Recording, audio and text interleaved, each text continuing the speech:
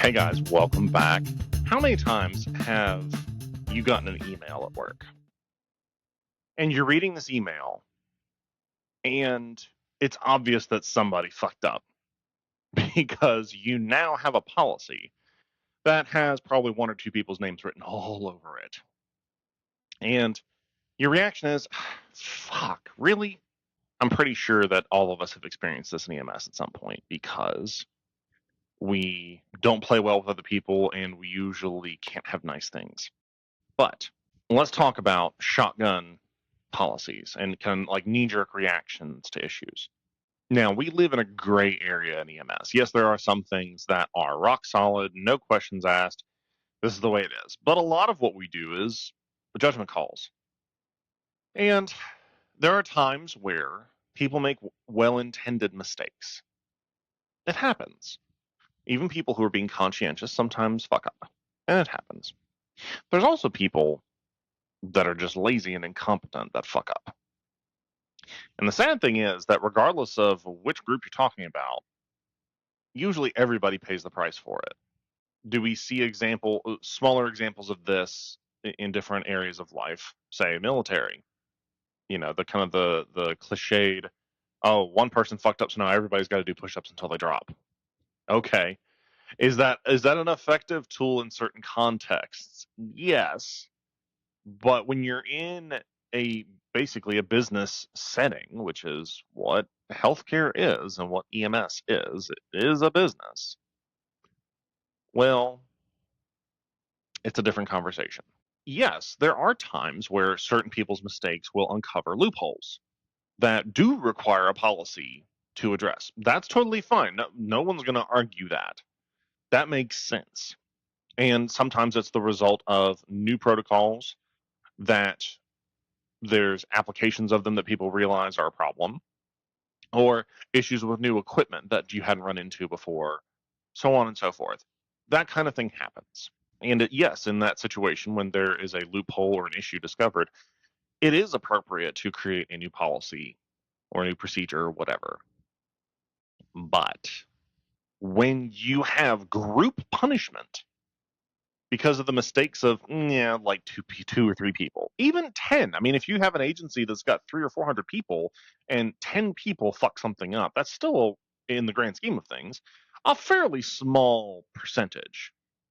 It's a lot easier to fire off an email and implement some new policy than it is to just pull those people in and talk to them.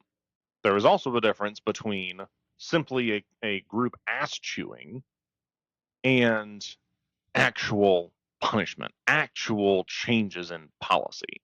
There is a difference because we are a very social field, and there's usually a social contagion to a lot of problems.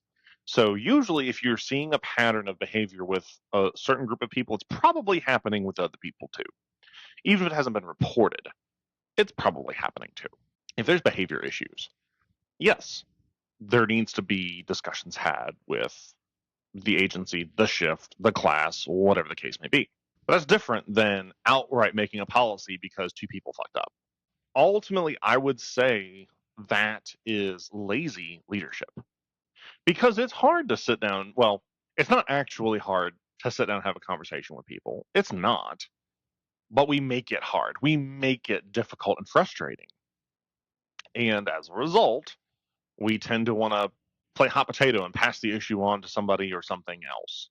It's a lot easier to just shoot off an email with a new policy, irritates people for a few days, and then everybody carries on with their life.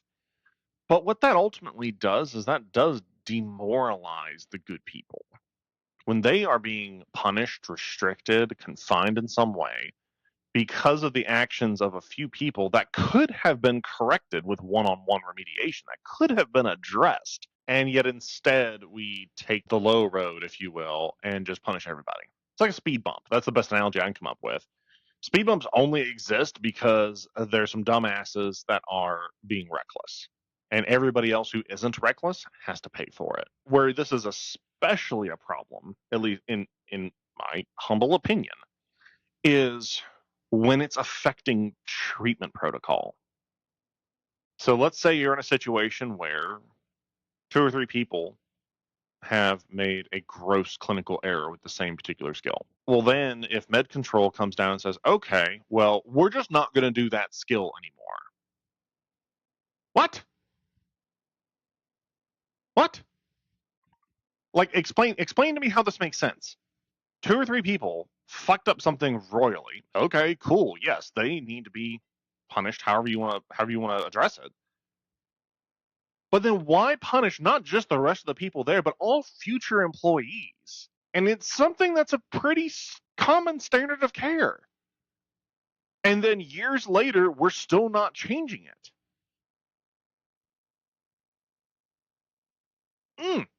That's a problem. That's a big problem because you're now potentially harming many more patients than were originally harmed because of the dumbasses. You're literally making the problem worse when you do that. If you have a problem with clinical care, with skills performance, remediate and correct the people who are having problems. You can also positively require a certain amount of training. Like, let's say it's an advanced airway skill. Maybe it's one that you don't perform that often. Cool. Make some extra mandatory training. Raise the bar rather than tearing it down. It, it, anyway, never had personal experience with that. But the point being, knee-jerk reactions, shotgun policy, rarely actually does any good. And sure, in the short term, it may save you some headache, but it actually is going to create a lot more headaches for you down the road. It's going to create a lot more problematic situations than you're anticipating. And being complacent about that is not effective leadership. That is not quality, authentic leadership, period, the end. It's not. Now, if the issue is with your med control, because obviously med control holds the reins for everybody, then med control needs to be addressed. There needs to be a layer of accountability for these med control physicians. This needs to be dealt with because restricting quality providers because of a few bad apples that you're not willing to properly punish, remediate, and potentially fire is not going to build morale. It is not going to build a positive image for your agency, and it is not going to do any favors to any of your patients at all. So be willing to have conversations with people. And you need to create paper trails. You need to document these situations. You need to document these conversations with people, not to try to, put a target on someone's back or get people in trouble, but because you need accountability. Everybody needs to be held accountable. And where this is especially a problem is when you have shotgun policies done because of field staff, and yet administration is not held to the same standard. Administration fucks up plenty of things, but there's no policy put in place for it. There's no repercussions. There's no, there's backlash. There's verbal backlash from people, but that's pretty much it. That's a two-faced standard that, once again, is going to destroy morale. It is going to demoralize your good people, your good clinicians who show up, who don't bitch, who actually do their job well. You're making it harder for them. And guess what? They're going to go someplace that doesn't have bullshit restrictions.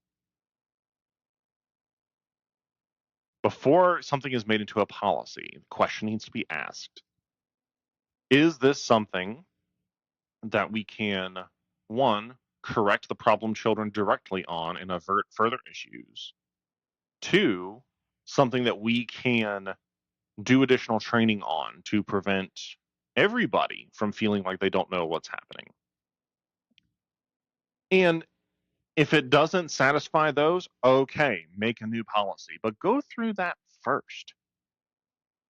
Have some due process. Don't just fire off a policy because you're irritated and then scratch your head and wonder why people are pissed off and leaving. It's not hard. And that's all I got for you guys. If you learned something, good. Share it with your friends. If you were offended, can't help you. Put a helmet on. I'll talk to you next time. Bye bye.